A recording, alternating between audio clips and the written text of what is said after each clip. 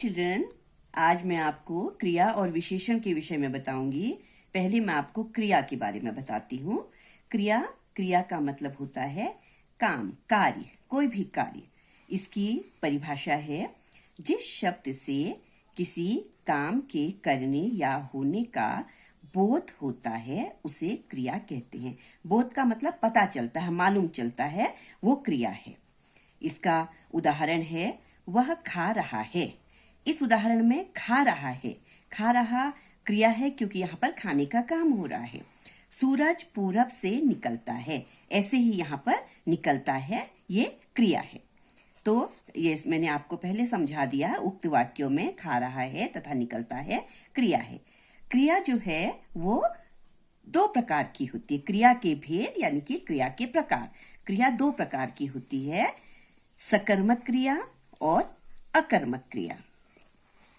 सकर्मक क्रिया, जो क्रियाएं कर्म के साथ होती हैं वे सकर्मक क्रिया होती है। कर्म के साथ, काम के साथ जो क्रिया होती है वे सकर्मक क्रिया हैं। जैसे राधिका आम खा रही है, तो इस वाक्य में क्या है?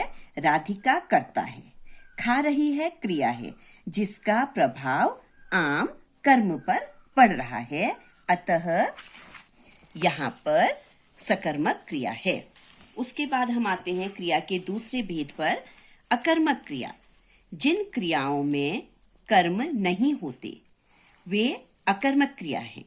जैसे हर्षिता सो रही है, इस वाक्य में हर्षिता कर्ता पर सो रही है क्रिया का सीधा प्रभाव पड़ रहा है। इस वाक्य में कर्म नहीं है। इस प्रकार जब वाक्य में क्रिया का प्रभाव स्वयं कर्ता पर ही पड़ता है तो वहां अकर्मक क्रिया होती है।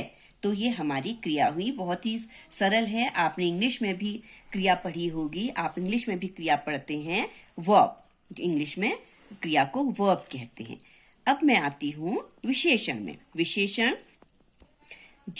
की परिभाषा होती है, जो शब्द संज्ञा या सर्वनाम की विशेषता का बोध कराते हैं वे विशेषण है। संज्ञा या सर्वनाम को हमको उसकी विशेषता बताते हैं। तो विशेषण जानने के लिए हमको सबसे पहले ये पता होना चाहिए कि संज्ञा क्या है।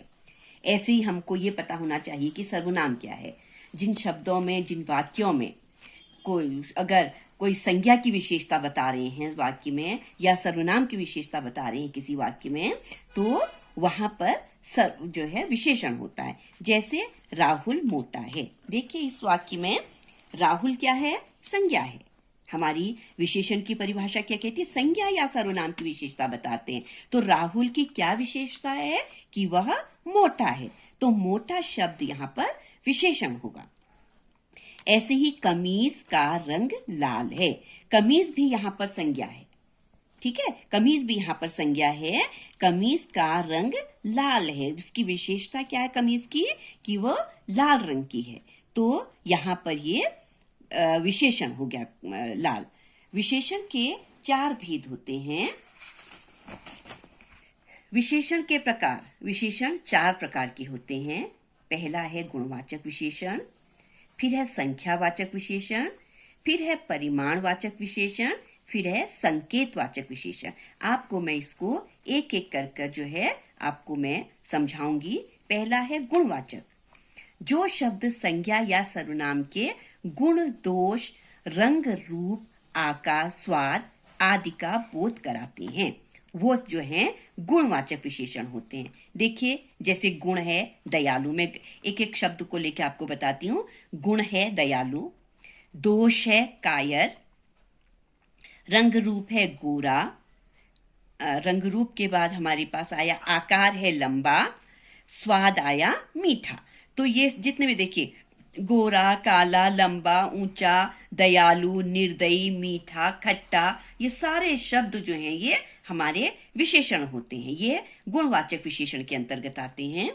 दूसरा विशेषण है संज्ञावाचक, जो शब्द संज्ञा या सर्वनाम की संख्या का बोध कराते हैं, संख्या के बारे में बताते हैं, वो संख्यावाचक विशेषण होते हैं। जैसे 4, कोई भी नंबर, कोई भी संख्या, 1 से लेकर 100 तक जो भी हम संख्या पढ़ते हैं, जो कोई भी संख्या है वो हमारे विशेषण होंगे। यहाँ पर मैंने उदाहरण के तौर पर 4, 7, 5 आदि मैं आपको बता रही हूँ, और नहीं तो सारे कोई भी नंबर हैं वो संख्यावाचक विशेषण होता है।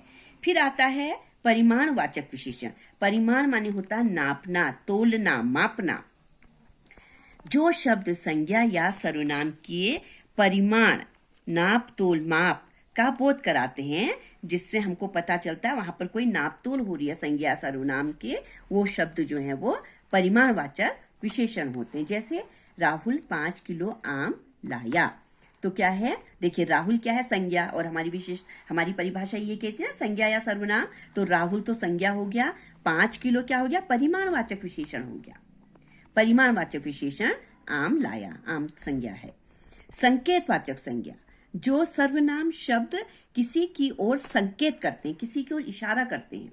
कुछ शब्द ऐसे होते हैं जो किसी की तरफ इशारा करते हैं, तो वो संकेतवाचक विशेषण कहलाते हैं। जैसे वह लड़का मोहन है, वह, यह, वे, वह, ये सारे शब्द जो हैं वो विशेषण कहलाते हैं। तो इस प्रकार मैंने आपको आज विशेषण और क्रिया को समझाया। धन्यवाद।